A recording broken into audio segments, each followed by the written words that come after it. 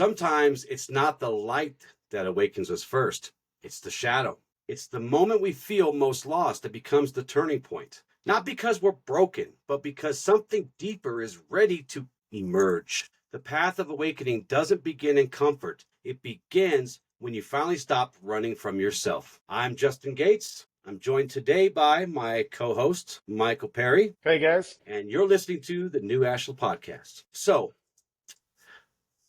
the voice in the silence. That's what we're going to call this segment. Because there really is this kind of voice in the background that sometimes it taps on our shoulders. Sometimes it throws all kinds of hints in front of us. And if you're a thickhead like me, sometimes you don't see them very good. So we're going to talk about first the voice in the silence. There is this moment, Michael, in every seeker's life where the world around them goes quiet, but not like in peace quiet, not like that stillness, right? It's that silence that follows loss, or it follows that hush after the storm of emotion, that stillness where answers once lived now seem gone. And in that silence, something ancient and familiar begins to kind of stir within us.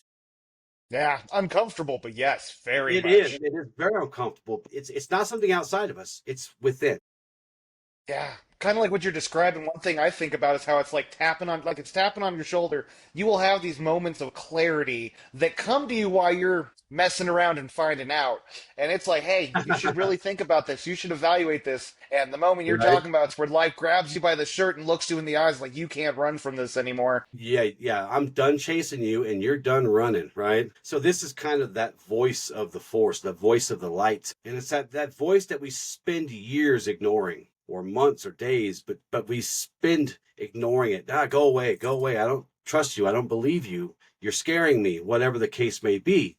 And then we'll kind of pile on noise and distractions and all this stuff to kind of drown it out, right? Yeah. And this voice doesn't scream. It doesn't beg. You know what it does? Whispers. It whispers, but it waits. Yeah, go ahead. Go ahead and run. Go ahead and pile all this crap on yourself to hide from me.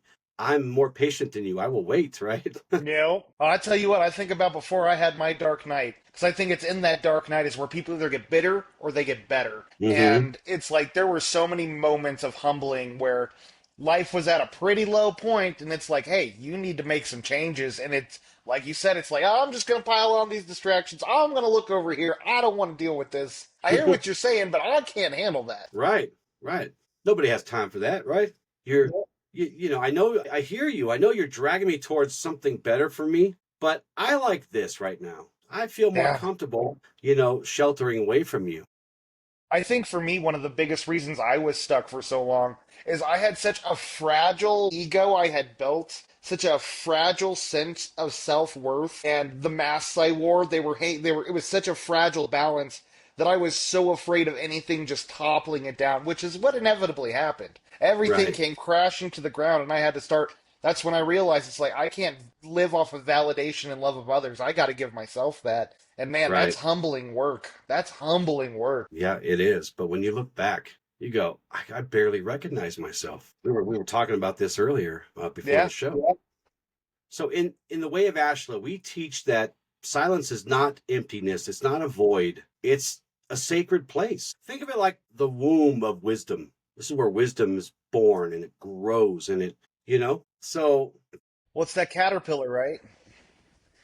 Going into the cocoon, it's a painful process, but it's necessary and so nurturing to make it transform into something so beautiful. Right. And it's in this silence that the force speaks most clearly because it's unburdened by things, the noise and chatter of the world or demands of the ego. So this is why so many people miss it though. They're looking for truth outside, in the noise, in the chaos, in all this stuff, expecting it to appear in the form of whatever they're looking for. So, but in truth, the deep soul-shaping truth, the stuff that we seek on this path, it rarely arrives that way.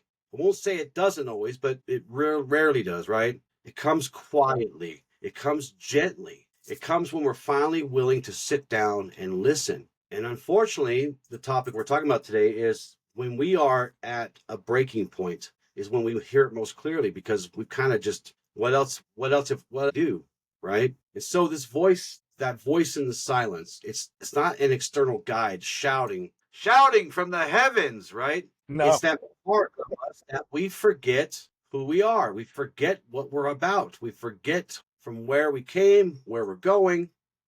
Let's get lost in the in this world full of turmoil. Well, it's like you look at most spiritual teachings, they all talk about how we spend our lives becoming someone, and then once you enter the spiritual path, it's spending your life now unbecoming who you became and becoming who Right. you authentically are. Yeah. Yeah.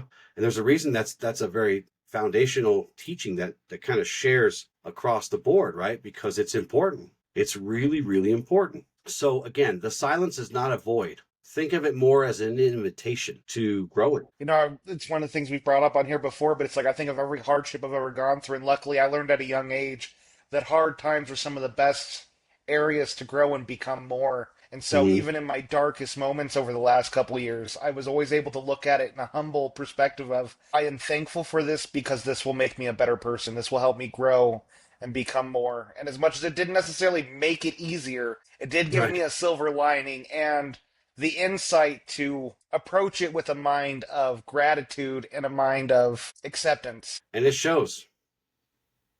You're living proof. You could come really far in just a short time. You had a whole lifetime of stuff that piled on and piled on, piled on, but in two or 2.5 years, you've turned it around by approaching it that way. So So true. let's talk about when this darkness comes, this shadow, right? And so this, just so everyone understands and we're all on the same page, this kind of darkness is not evil. It's just really misunderstood.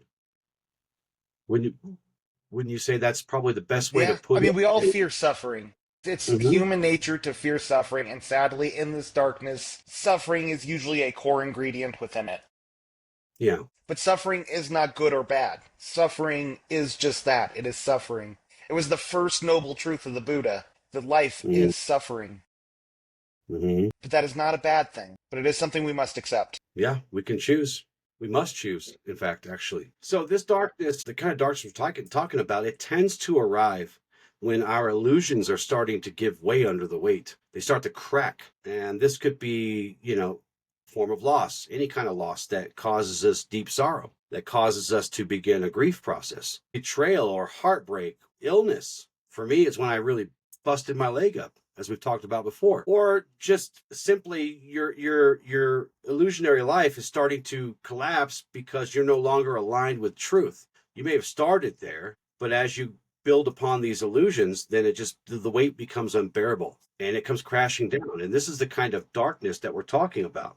Not evil Well, I darkness, once but heard about the dark night of the soul being called. It's where your reality no longer fits with the reality in your mind no longer fits with the reality you're living in, and it's where yeah, you have to. It forces you to have to change in some way. Again, bitter or better, but the dark night of the soul is where your reality no longer fits with the reality you're actually in. yeah. Yeah, and you were talking about fear just a minute ago. Fear will tell us, hey, it'll tell us if you enter the darkness, you will not survive. You're going to die. You're going to explode. You're going to melt or whatever. Yeah. Well, And man, it, fear will hit you so hard with telling you it's everyone else's fault and trying to help you avoid anything that's going to be mhm, painful to your ego. That fear will yell at you and just blame everyone else around you. right, yeah, it will.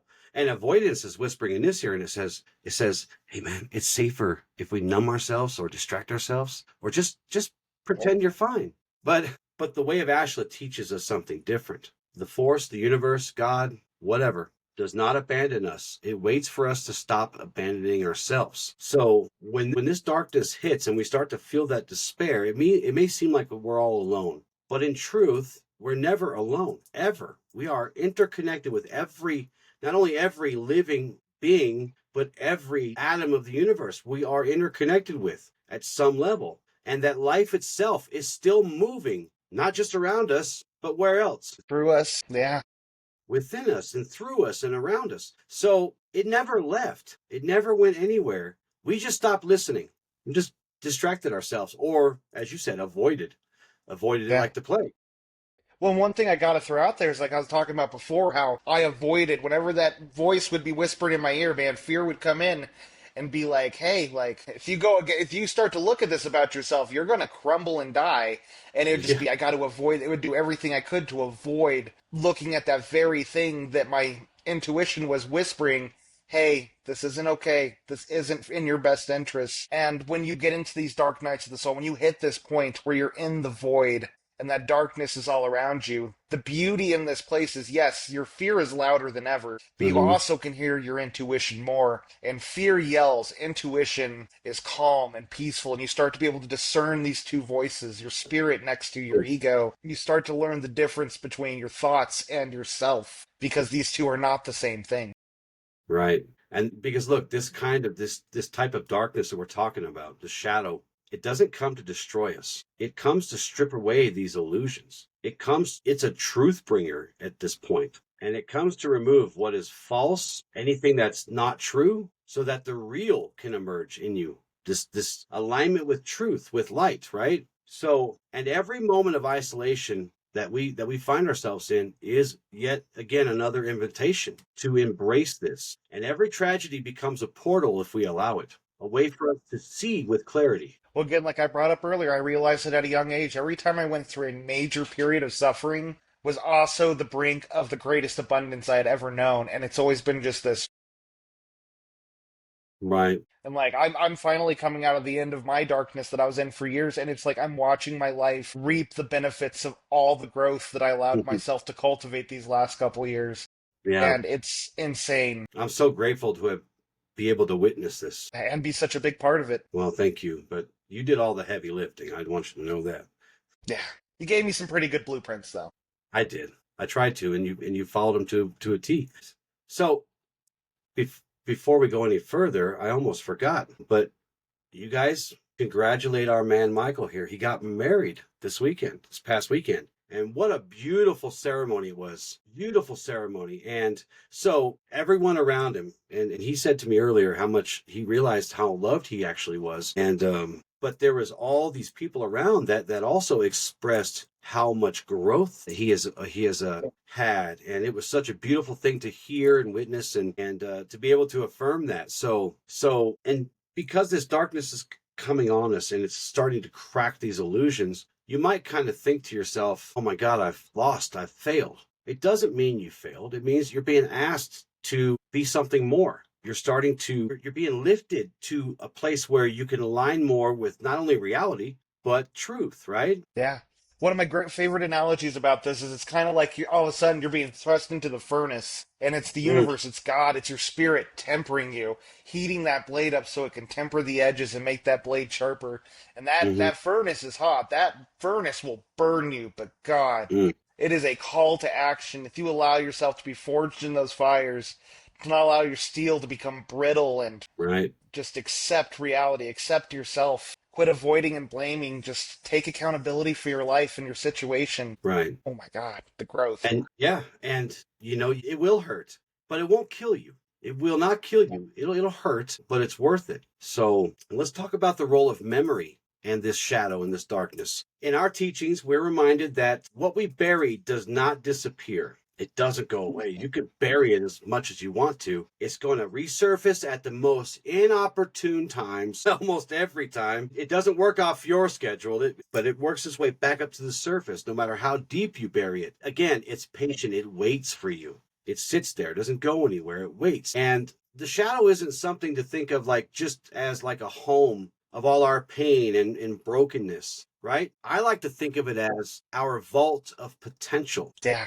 Well, it's like, I mean, we talk about triggers, right? If you're not sure what we're talking about here, just think about when you're triggered. Think of when someone says something, someone does something, and it just makes you so livid or upset or sad or whatever the emotion is. There is Mhm. stored energy there from a past event that is being reactivated in a situation in your life. Yeah. It is the keeper of the things that we cast away or try to hide. It's the keeper of our unmet emotions and needs, our discarded truths, right? The parts of ourselves that we were told too much, you're not enough, and then you're too much and you're not enough again. That's what's stored there. And that's stored as energy. So when we fear our shadow, when we fear this darkness, we become fragmented because we're further away from truth. and we're not aligned with anything real. It's all illusionary, right? So when we try to bury these memories and we try to silence that inner voice, or we try to drown it out with distraction, and when we try to push away parts of ourselves that we're not comfortable with dealing with, bad stuff happens. It does.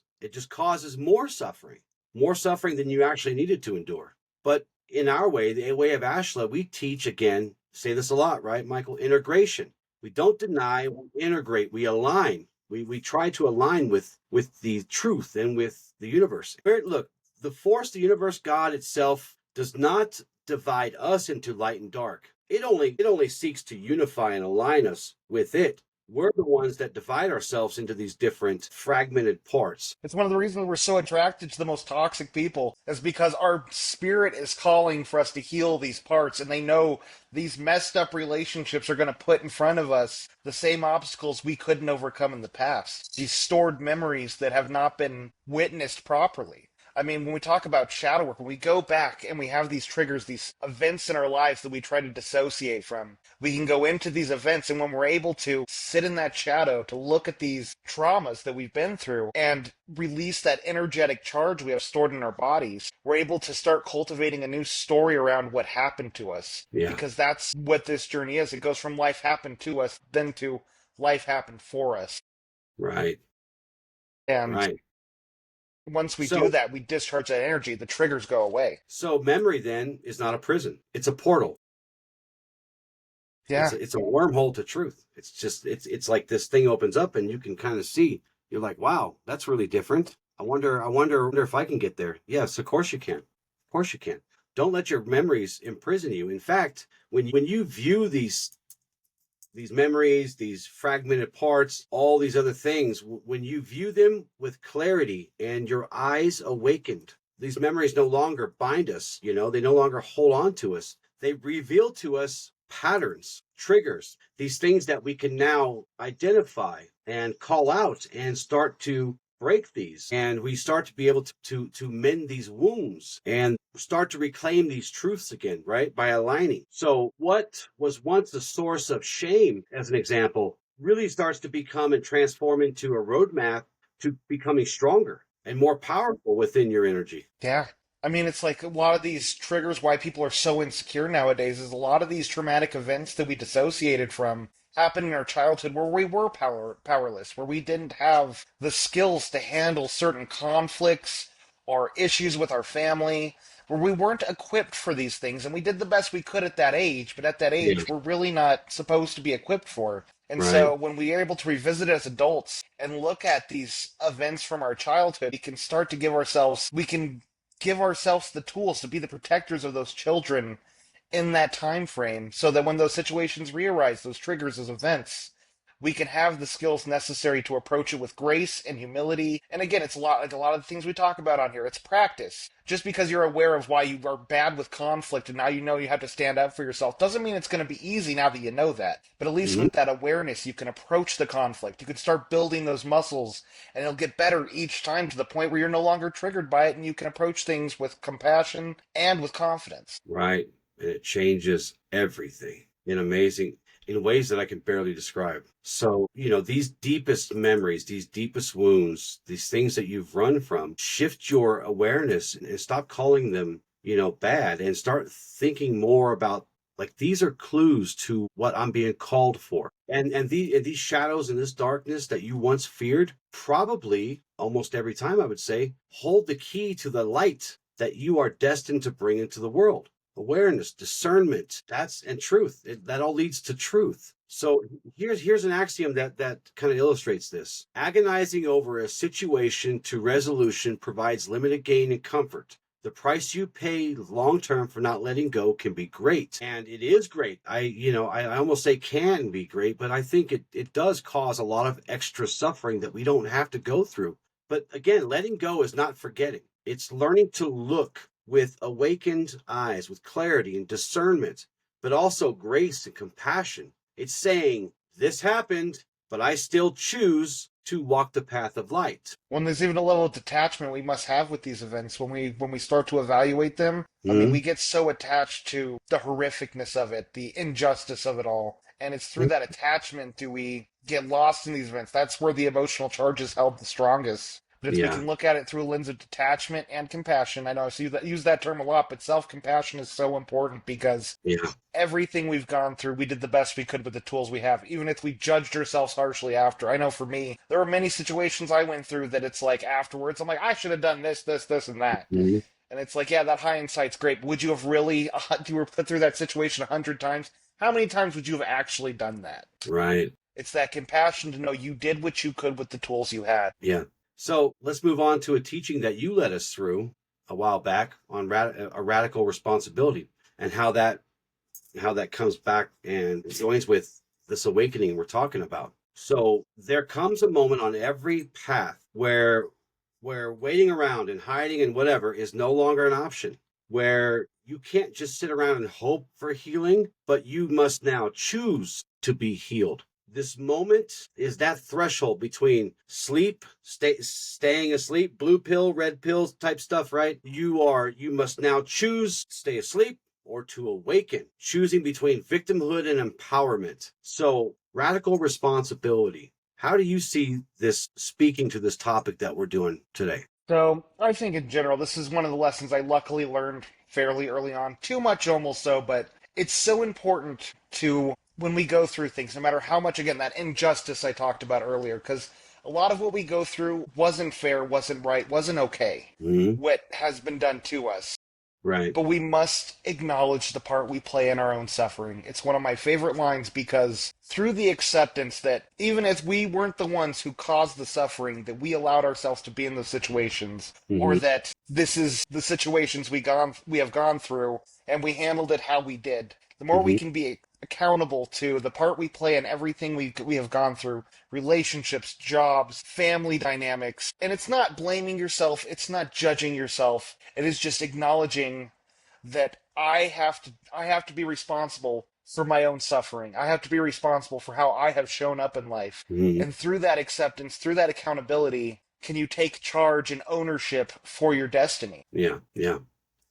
This radical accountability is this grand act. I don't know if it's a spiritual act per se only, but it's definitely this conscious deliberate act of claiming our lives, claiming and owning our choices and our healing, not because it's fair, not because it's easy, because it's neither one of those things, as you pointed out, right? But because it's the only way to do it. It's the only way to rise above, to grow. It's the only way to build within us this true hope. And hope is not weakness, it is defiance. It is looking back into the shadow, into the darkness, and saying, let's do this, let's dance. Because I'm tired of this, I'm tired of that, I'm tired of hiding, I'm tired of, well, whatever it is. I'm It tired of is giving my power to everything else. Let me reclaim my power. Let me reclaim my essence. Take ownership exactly. of my life. And unfortunately, a lot of this comes to most of us. I'd say probably most of us in our really low points when we can't can't do it anymore. And that's okay. That, and again, that's not some kind of cowardice or surrendering or whatever. It is you're at the end of the rope. Now you got to fight or fly. You got to hide or face yourself. And when you make the choice to heal, it's one of the most courageous one of the most courageous things you can do. And because it's hard, and there's lots of reasons not to, right? There's Yep. just so many other reasons, and you got all this disharmonious stuff whispering in your ears. And this is not to just, we're not just talking about just general awareness, opening your eyes, right? But it is an act of defiance against those things that want you to abandon yourself and to continue to abandon yourself, and to continue not meeting your needs and not allowing yourself to heal. No one else can walk your path. No one else can do any of this for you. No one else can choose light or truth or alignment for you. You have to become both a seeker and a servant. And to do this requires responsibility. This radical responsibility, this radical accountability. We teach this a little bit in our 12 agreements. Courage is one that comes to mind, right? Courage. Yeah. Why is courage important? Responsibility. Courage is important because without courage, we end up wanting to run from these problems. It takes dramatic courage to face these realities, to take ownership of things that we've told ourselves we're not responsible for years. But we are. And responsibility is the next agreement that really kind of hits here. And that is, again, like you said earlier, it's accepting that while we may not choose our wounds or choose our traumas or have anything to do with why they occurred to us, but we choose to heal them. We have to be the ones to choose how we respond to them. Why is grace important in this process? Grace is, I think, one of the most important of all of this, because as you're looking at these things, as you're taking ownership for your life, you must give yourself the same grace you would give a brother. You must give yourself the same grace you'd give anyone you love, because we are our worst critics, and it's so easy to get down on ourselves when we're looking at these humbling things and end up judging ourselves harshly. So with grace, we can give ourselves compassion to love ourselves through those moments of weakness. Yeah. And nobility. It's that quiet power of standing in your integrity when no one else sees, especially when no one's watching. So this is a sacred art of becoming. And as we like to say a lot, because it's important, it's not about perfection. It's about presence. Presence over perfection every time. If you focus on being present instead of perfect, you will kill everything. You will smash everything that you want to smash in this world, right? You will kill your goals. Nothing will stop you, because it's about being more present than trying to be perfect. And it's not about bypassing pain. It's about transmuting it into alignment. In the path of Ashla, we don't wait for someone to save us. We become the vessel through which the force flows. We become Mhm. the rock for ourselves. Because so often, I know for me, it's like I always wanted to save people, and I thought that was noble. I thought that was the heroic thing to do. When in the end, it gave me an excuse to wait for someone to try to save me, to try to throw out in the universe what I wanted others to do for me. No, we are responsible for ourselves and our choices and our paths.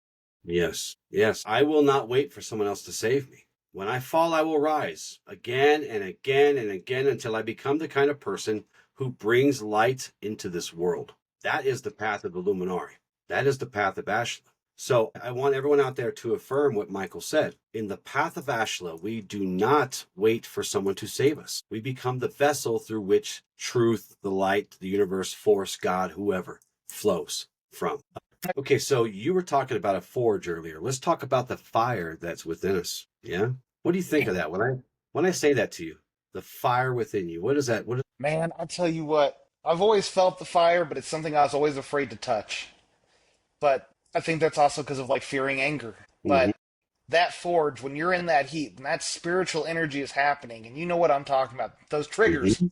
best place to start. You feel that energy. That is the power of transmutation. That is where you can take that energy, this pain, these stories, you can transmute them into something that is powerful, something with purpose. Mhm. You can transmute it into wholeness. And I know that seems sort of abstract, but there's so much truth to it because it's within that fire within us. If we learn how to tap into it, how to channel it, instead of let Yeah. it channel us, Yes. it can lead to the most powerful of transformations. It does lead to the most powerful transformations. It does. If you allow yourself to sit in the heat, because now we move into this part of the conversation today where we go back to what you said near the beginning. This darkness, this shadow is not the enemy. It's the forge. And what do forges need? They need fire. And in our teachings, transformation is not something that happens to us, but something that happens through us because of our choices, because we decide to put ourselves in this place, in this forge with the heat and pressure. This is where we meet our trials, these trials of life with presence, discipline, but also grace. This is the very essence of what we call spiritual alchemy, something we use a lot in our teachings. And this is where this, again, just for those of you who are hearing this for the first time, spiritual alchemy is that process by which fear becomes courage and pain becomes wisdom and darkness makes way for the light. Well, and it's this fire can be so overwhelming when you first encounter it.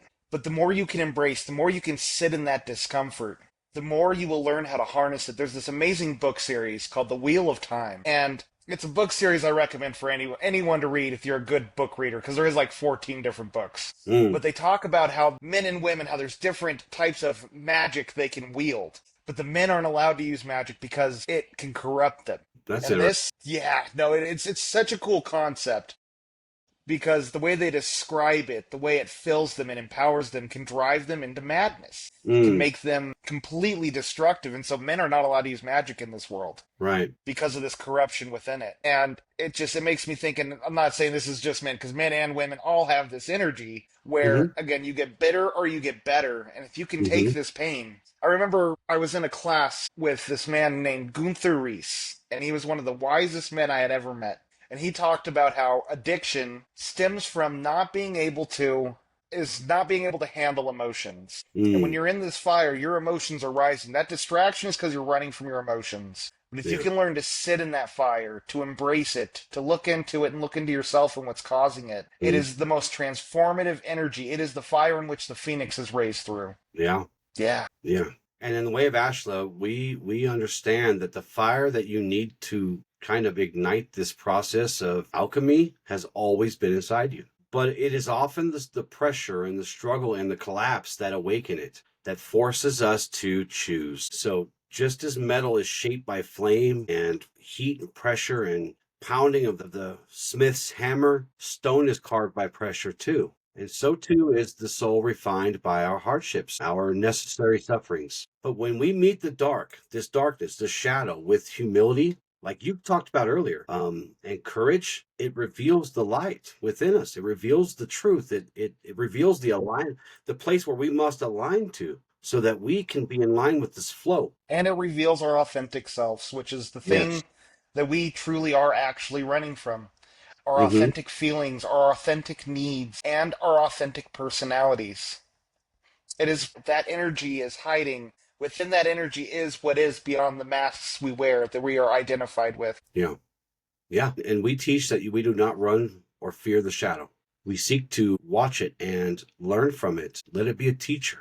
We walk through it, knowing that it's part of the plan, it's part of the path. This axiom reminds me of this idea. To connect with life force energy is to allow death no dominion. When truly realized, one ends without ending. And so for us, there is no true death of any kind, not just actual death, but all these little deaths that we face along our path.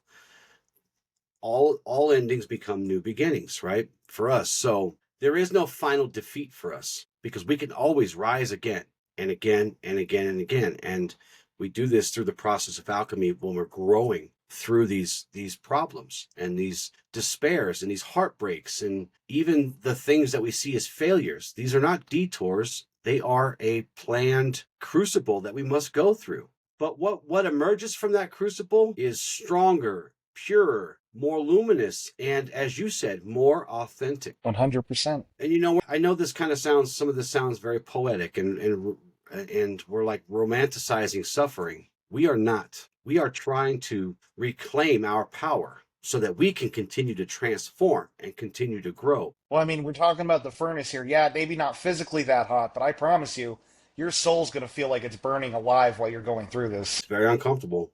And there were times when I was in the thick of it that I just wanted to hit reset. I wanted to just start over, get away from what I was seeing, but you can't unsee what you start seeing. I Once think you that's why see a it, lot of people get stuck.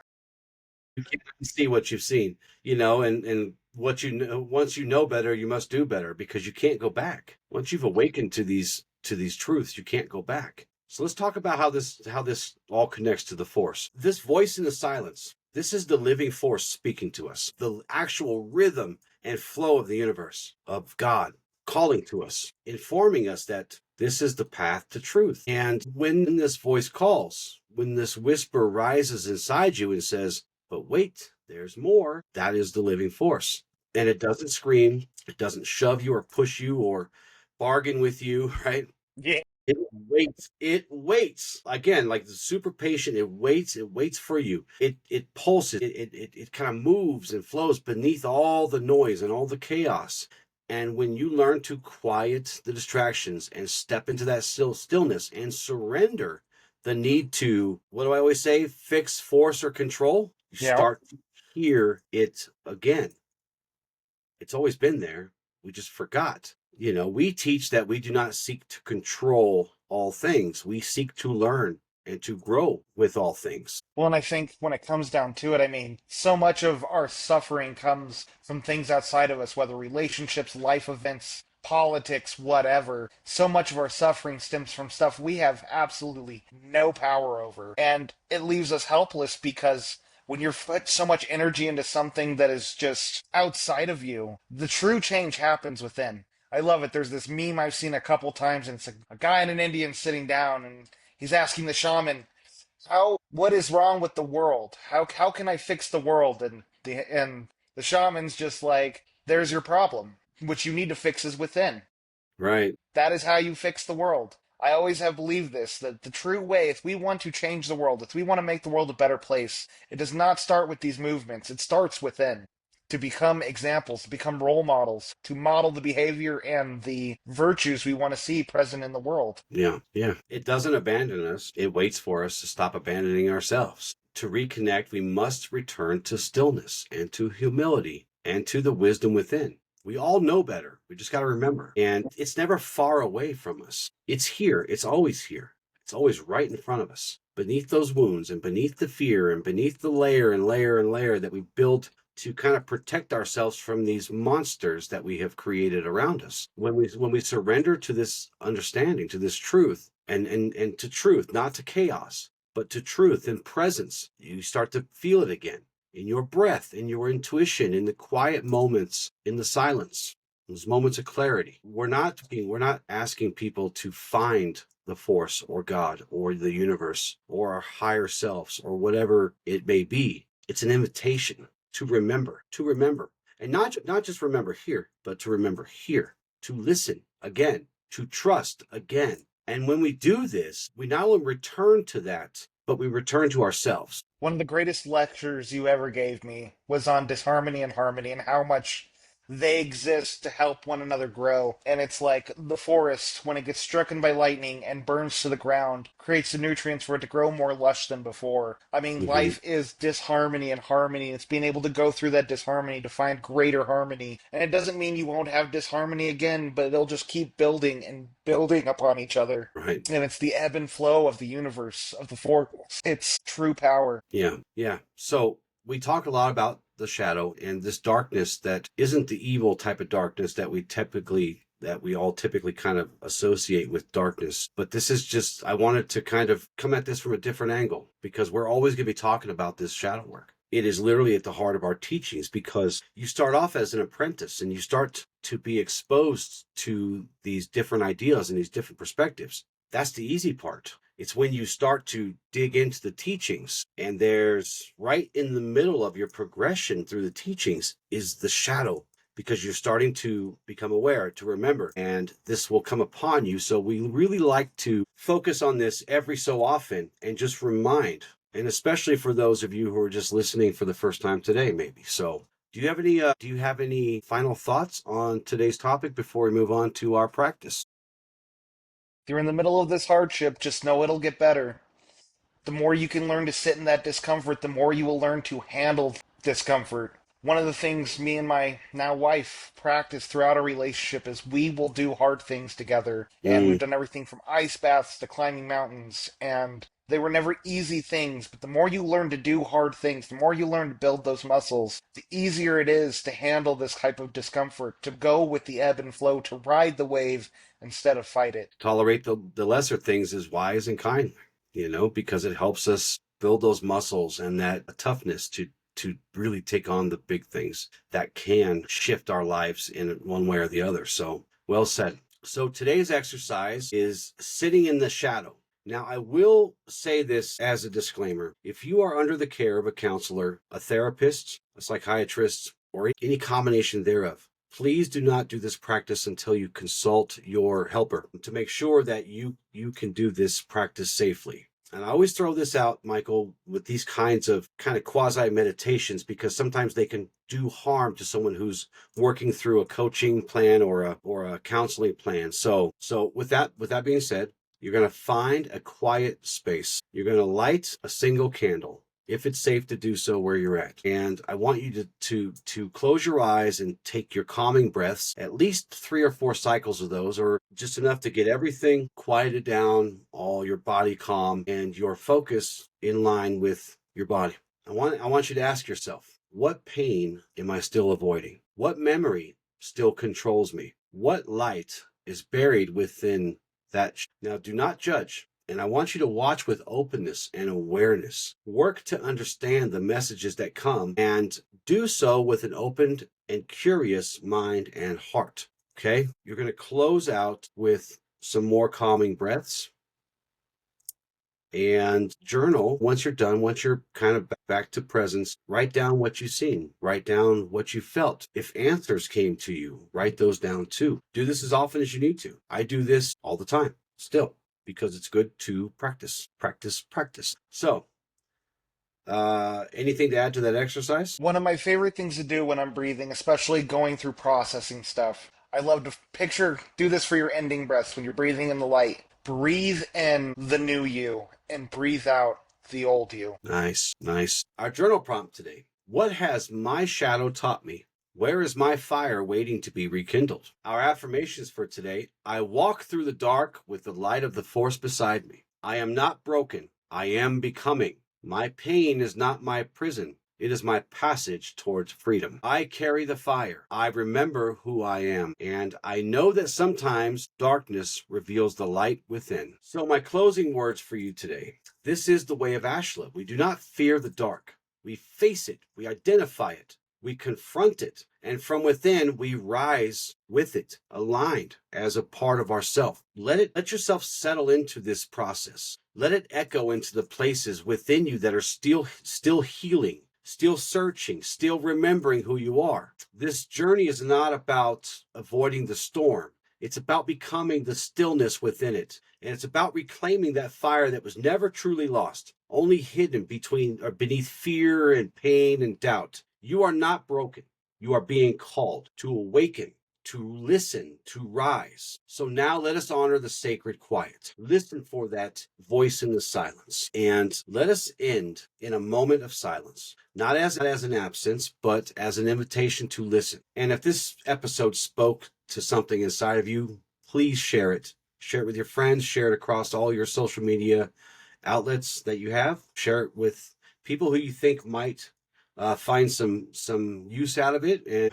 But return to this episode if you need to, as many times as you need to, because really that's the most important thing. We want you to remember all of these things, all of these wonderful, great things about yourself that you've just buried. It's still there. So thank you so much for joining us today. Michael, thank you for joining us also. Couldn't have done it without you, buddy. Definitely. And so with love and gratitude, ad lucem. Ad lucem.